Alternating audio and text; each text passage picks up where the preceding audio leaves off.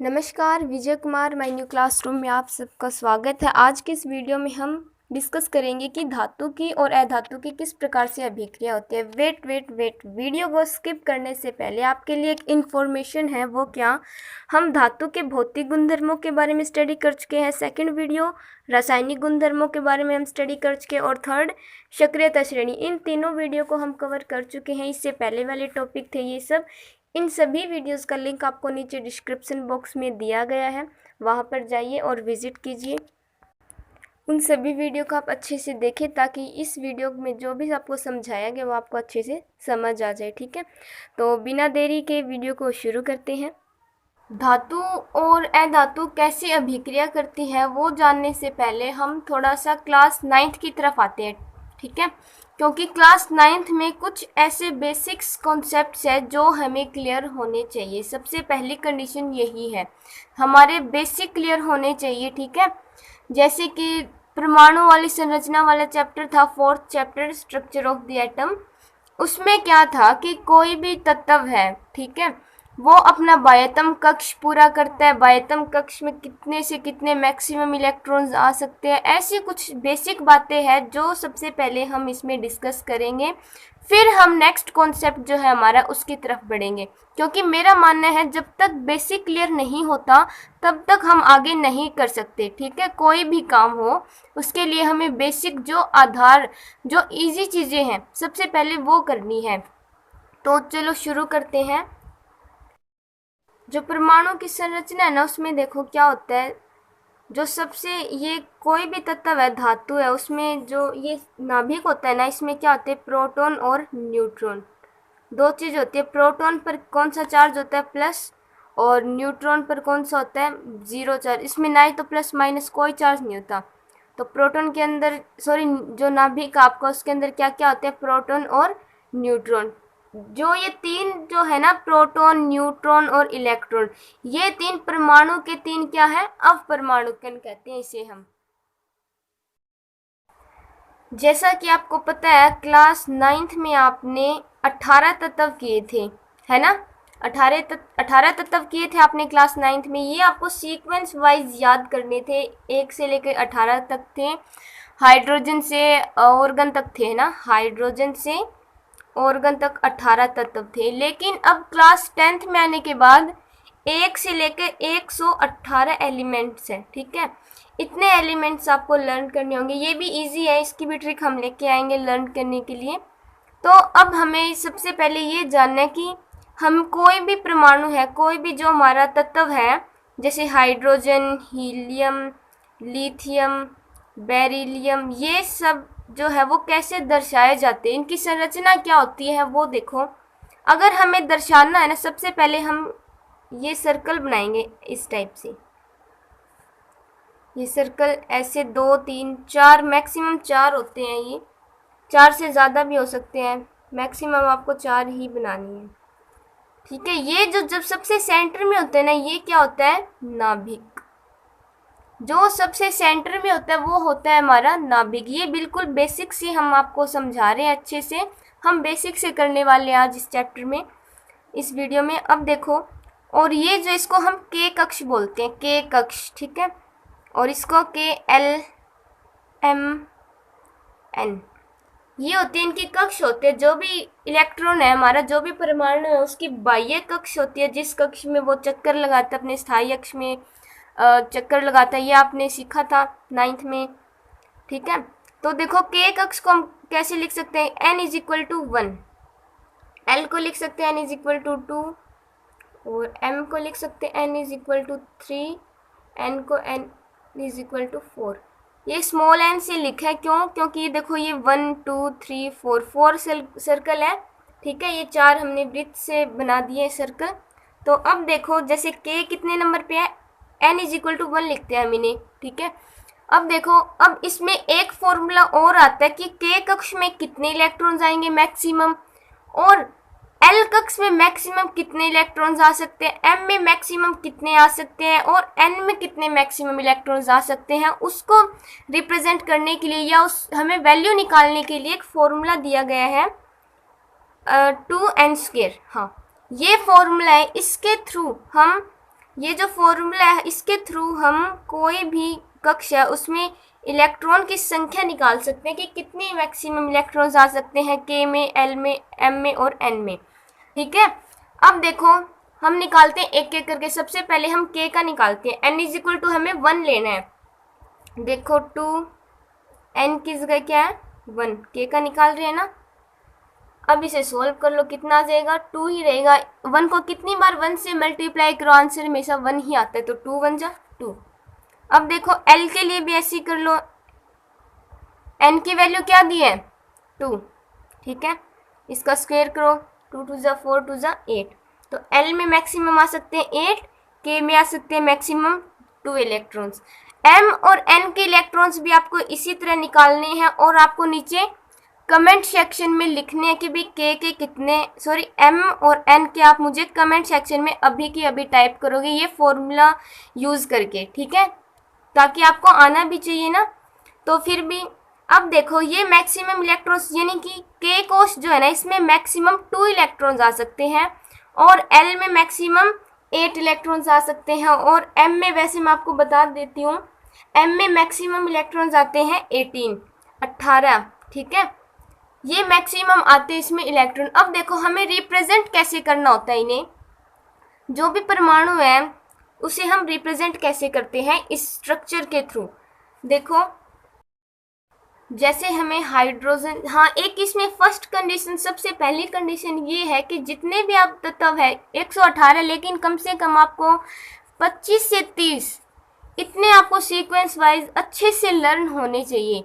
25 से 30 तो आपको लर्न करने ही है, ये याद करने हैं आपको, ठीक है। 25 से 30 जो तत्व है वो आपको याद करने हैं शुरू से लेके लास्ट तक। इनको सीक्वेंस वाइज ही याद करना होता है। जैसे सबसे पहले नंबर पे आता है हाइड्रोजन, दूसरे नंबर पर helium, hydrogen, helium, lithium, beryllium, boron, ऐसे आते हैं ये, कार्बन, नाइट्रोजन, ऑक्सीजन, फ्लोरीन, फिर आता है आपका नियोन, फिर सोडियम, फिर मैग्नीशियम, ये Ne नियोन है, Na है सोडियम। मैग्नीशियम के बाद क्या आता है एल्यूमिनियम, हाँ मैग्नीशियम, एल्यूमिनियम, फिर सिलिकॉन Si सिलिकॉन, फिर फास्फोरस को हम P से डिनोट करते हैं, फास्फोरस, फिर सल्फर, क्लोरीन, ऑर्गन। ये 18 जो तत्व है, ये 18 तत्व आपने क्लास 9th में किए थे। 18 तत्व 1 2 3 4 5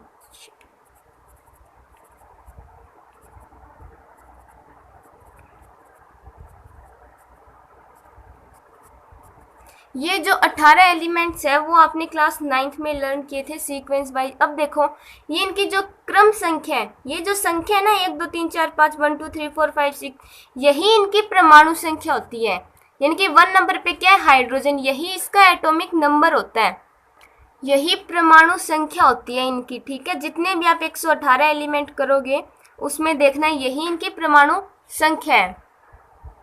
अब देखो जैसे हमें कोई भी एक तत्व ले लो आप, जैसे हाइड्रोजन, हीलियम, लिथियम, इनमें से कोई भी आप एक तत्व ले लो। जैसे हम ले लेते हैं इसको, नाइट्रोजन को ले लेते हैं। अब देखो इसे हम, इसमें कितने इलेक्ट्रॉन्स हैं, नाइट्रोजन इक्वल टू 7 है। अब सबसे पहले हमें इसके लिए वही सर्कल बनाना है, मैंने आपको पहले बताया था वैसे ही, ठीक है। अब देखो आपको पता है कि इसमें कितने आ सकते हैं, इसमें कितने इलेक्ट्रॉन्स, और इसमें अब देखो N7 है। तो सबसे पहले हम जो ये के कोश है, ये तो हमारा नाभिक है, छोटा सा पॉइंट आप कुछ भी लगा सकते हैं।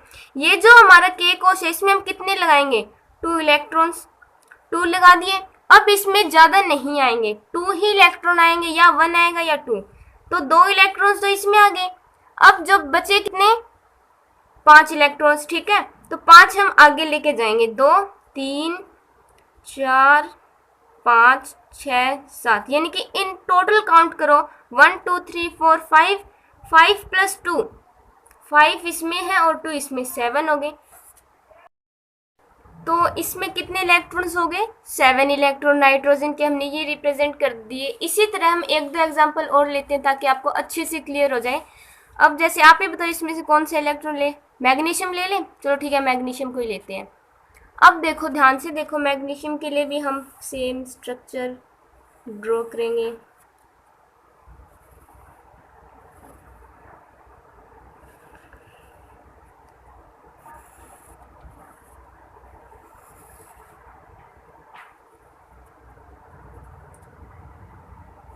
अब देखो मैग्नीशियम हमने यहाँ लिख दिया मैग्नीशियम। मैग्नीशियम का परमाणु क्रमांक क्या होता है? 12, 12 नंबर पे है ना, तो ये चीज़ आपको पता होनी चाहिए। अब देखो मैग्नीशियम को हम कैसे लिख सकते हैं, पहले वाले में कितने आते हैं? 2, हमने लिख दिए 2, 2 दर्शा दिए हमने। अब इसमें और ज़्यादा नहीं आ सकते, इसमें सिर्फ 2 आएंगे, 2 या 2 से कम, 2 से ज़्यादा नहीं आएंगे। तो ठीक है, अगली लाइन में चले जाते हैं हम। इसमें कितने आ सकते हैं? 8, 8 दर्शा दो।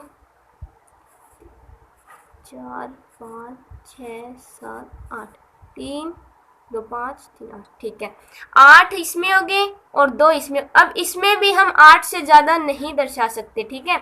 8 और 2 कितने हो गए? 10। इसमें कितने हो गए? मैग्नीशियम 12, तो 8 और 2 10, ठीक है। कितने रह गए? 12 में से 10 गए 2, तो 2 हम नेक्स्ट वाली जो कक्षा इसमें। अब ये स्ट्रक्चर कंप्लीट होता है, 2 इसमें, 8 इसमें और 10। अब इसको सीक्वेंस वाइज कैसे लिखते हैं? इलेक्ट्रॉनिक वितरण कैसे होता है? इलेक्ट्रॉनिक विन्यास या वितरण, देखो इलेक्ट्रॉनिक विन्यास कैसे होता है। देखो के को उसमें कितने आए हमारे? एल में, एम में। अब देखो के में कितने आए हमारे? 2, और इसमें एल में कितने थे हमारे?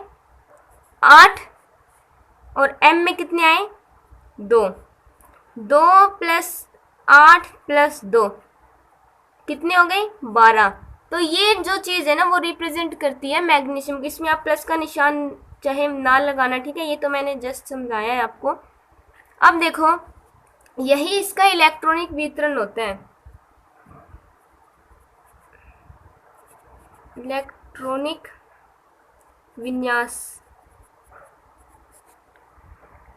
इसे हम कहते हैं इलेक्ट्रॉनिक विन्यास। ऐसे लिखना। अब देखो जो नाइट्रोजन है इसका भी इलेक्ट्रॉनिक विन्यास कैसा होगा?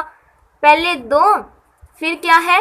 5, ये हो गया इसका इलेक्ट्रॉनिक विन्यास। ऐसे सीक्वेंस में लिखते हैं हम इसको, ठीक है। तो ये ऐसे होता है इसका इलेक्ट्रॉनिक विन्यास।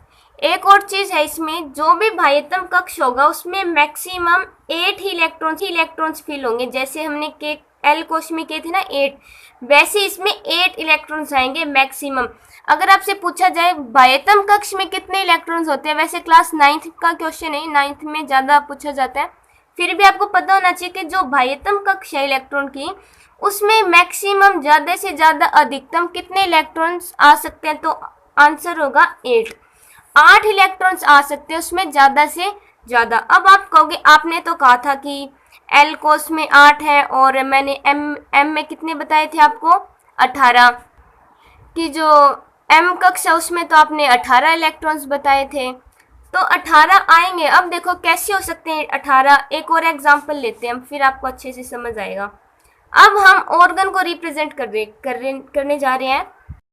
ऑर्गन को लेते हैं हम, जिससे आपको अच्छे से समझ आएगा।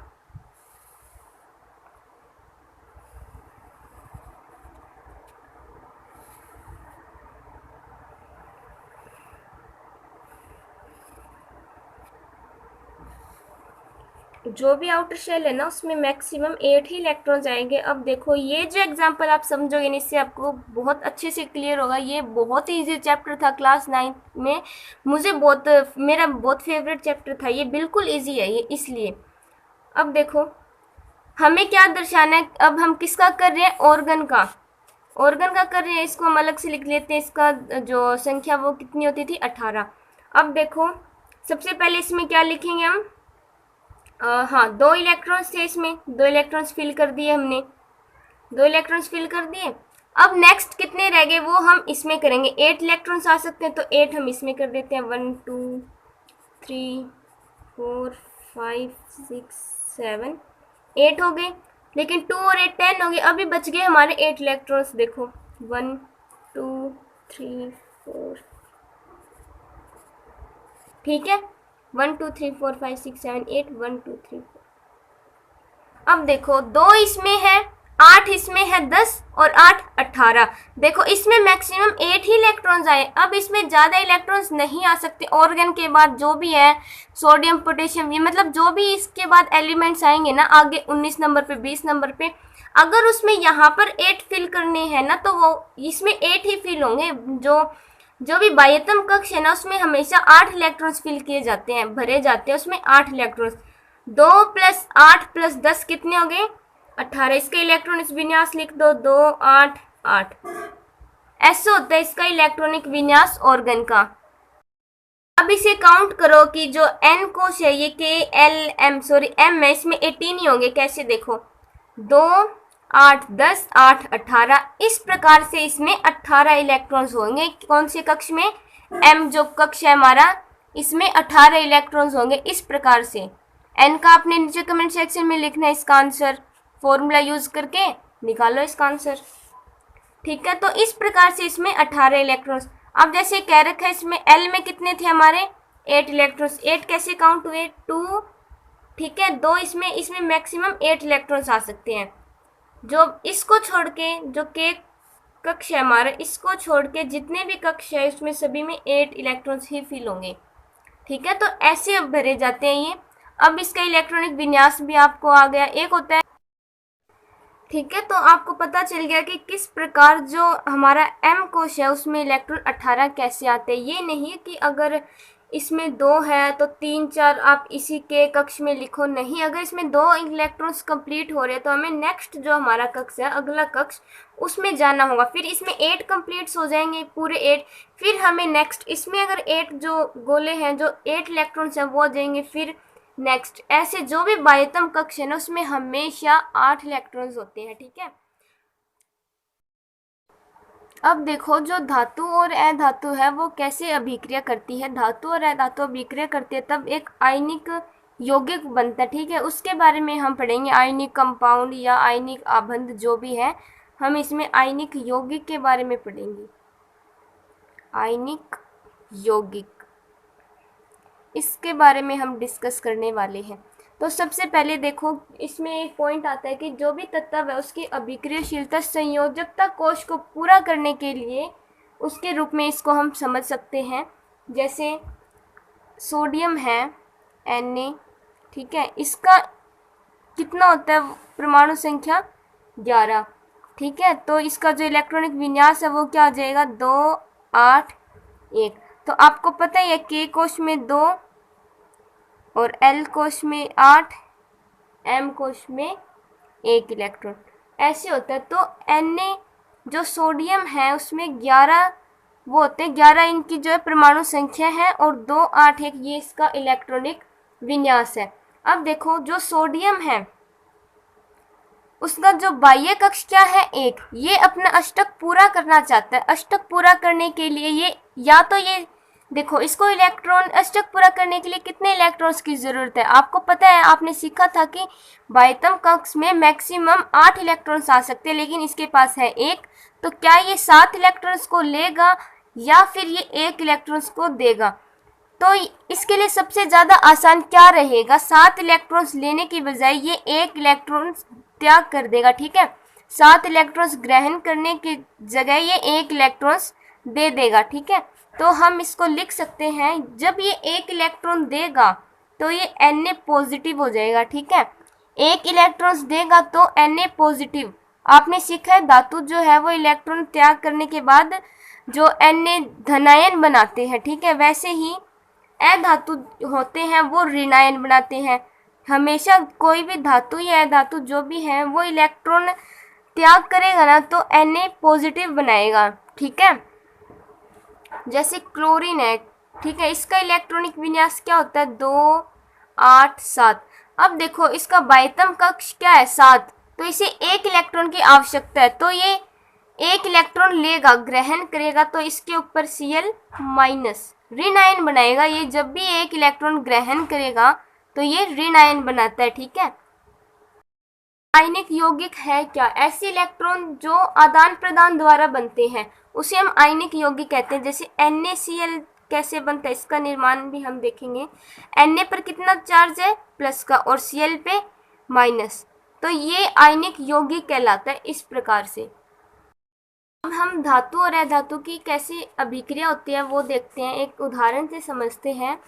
जैसे NaCl का निर्माण किस प्रकार से होता है, हमें वो बताना है। बुक में दे रखा है NaCl का निर्माण है।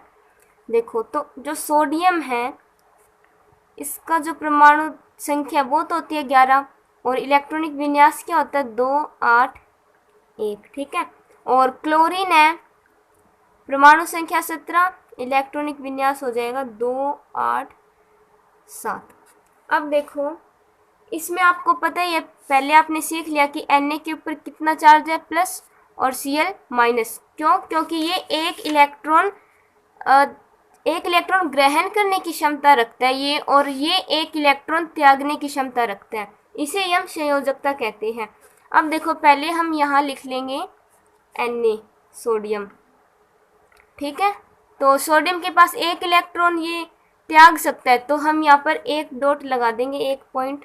और जो Cl है इसकी जो संयोजकता है वो क्या है 7, ठीक है। इसकी संयोजकता है 7, तो हम लिख देंगे 7 पॉइंट लगाएंगे। अब इसमें देखो, जो क्लोरीन है इसके बाह्यतम कक्ष में कितने इलेक्ट्रॉन है 7, तो उतने ही हम यहाँ पर क्रॉस से लिखेंगे, क्योंकि इसे हमने पॉइंट से दिखाए तो हमें इसे किसी और सिंबल से दिखाना होता है। या तो आप इसे क्रॉस से दिखा दो या फिर आप इसे डॉट डॉट बिंदु से दिखा सकते हो, ठीक है। 1 2 3 4 5 6 7। अब देखो, ठीक है, ये 7 इसके बाह्यतम कक्ष में इलेक्ट्रॉन है। अब क्या, ये जो सोडियम है ना इसके पास एक है, ये सोडियम इसको एक इलेक्ट्रॉन दे देगा, एक इलेक्ट्रॉन दे देगा, तो ये क्या बन जाएगा Na पॉजिटिव और Cl नेगेटिव। ऐसे बनता है ये NaCl का निर्माण इस प्रकार से होता है। अब देखो, इसको हम इस तरीके से भी लिख सकते हैं, जो सोडियम है, ठीक है, उसने Na प्लस, उस पे Na प्लस लग जाता है और उसने एक इलेक्ट्रॉन जो त्यागा है उसके लिए, ठीक है, यानी कि 1 इलेक्ट्रॉन। तो देखो 2 8 1 था यहाँ पर और यहाँ पर 2 8 रह जाएंगे, क्योंकि इसने एक इलेक्ट्रॉन त्याग दिया, इसलिए यहाँ पर पॉजिटिव लग गया। अब देखो, ये है धनायन, क्या है सोडियम धनायन, सोडियम धनायन। इसी तरीके से अगर हम क्लोरीन का देखें तो Cl, फिर इसने एक इलेक्ट्रॉन ग्रहण किया है तो माइनस, Cl माइनस। जो क्लोरीन है उसके 2 8 7 था पहले, अब क्या हो गया 2 8 8। क्लोराइड क्या बनाता है ऋणायन, जो भी अधातु है वो ऋणायन।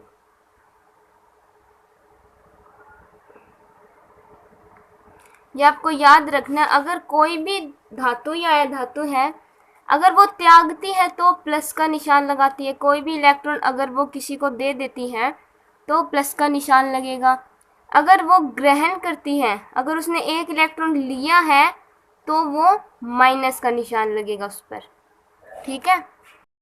इसी प्रकार से हम मैग्नीशियम क्लोराइड का निर्माण देखते हैं, जो इलेक्ट्रॉन बिंदु संरचना देखेंगे कि मैग्नीशियम क्लोराइड की कैसी होती है। मैग्नीशियम क्लोराइड,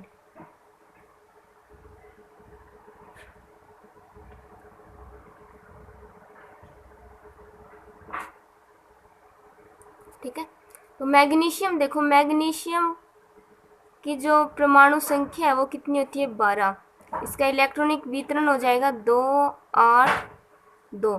अब देखो, इसके पास 2 क्या है एक्स्ट्रा है, इसके पास 2 इलेक्ट्रॉन्स, तो ये इलेक्ट्रॉन्स दे देगा, 2 इलेक्ट्रॉन्स देगा तो इस पर 2 पॉजिटिव का चार्ज लगेगा, ठीक है। उसमें एक एक इलेक्ट्रॉन्स दिया था तो उसमें, और एक एक इलेक्ट्रॉन्स जो है प्राप्त किया था, तो उसमें सिर्फ माइनस प्लस 1 जो है वो लिखना ज़रूरी नहीं होता, लेकिन यहाँ पर 2 है तो 2 पॉजिटिव लग जाएगा।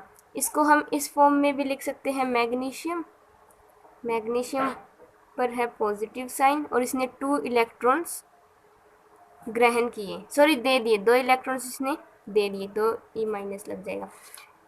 इसी प्रकार से जो क्लोरीन है उसका होता है 17, क्लोराइड बनाएंगे हम तो 2 8 7 हो जाएगा। तो ये इसके पास कितने हैं 1, ये 1 इलेक्ट्रॉन लेगा, तो इससे मैग्नीशियम से ही लेगा। ये आप आगे देखना कैसे होगा। इसको हम इस फॉर्म में भी लिख सकते हैं, क्लोरीन माइनस Cl माइनस, इस प्रकार से लिखते हैं हम इसे। ठीक है, ये इस प्रकार से हो जाएगा। इसकी जो ये बिंदु संरचना है मैग्नीशियम क्लोराइड की, इस प्रकार से। यहाँ पर क्लोराइड 2 बार थे तो हमने 2 टाइम लिखा ही नहीं। आज की वीडियो में इतना ही। वीडियो को लाइक कीजिए, शेयर कीजिए और सब्सक्राइब कीजिए। नेक्स्ट वीडियो में हम आयनिक यौगिकों के कुछ गुणधर्म हैं उनके बारे में स्टडी करेंगे। आज की इस वीडियो में जितना कुछ आपको समझाया गया उसे एक बार आप प्रैक्टिस करके देखिए खुद से, 2 बार 3 बार, जितनी बार आप प्रैक्टिस करोगे उतना ईजीली आपको समझ आएगा। ठीक है, तो मिलते हैं नेक्स्ट वीडियो में नए टॉपिक के साथ।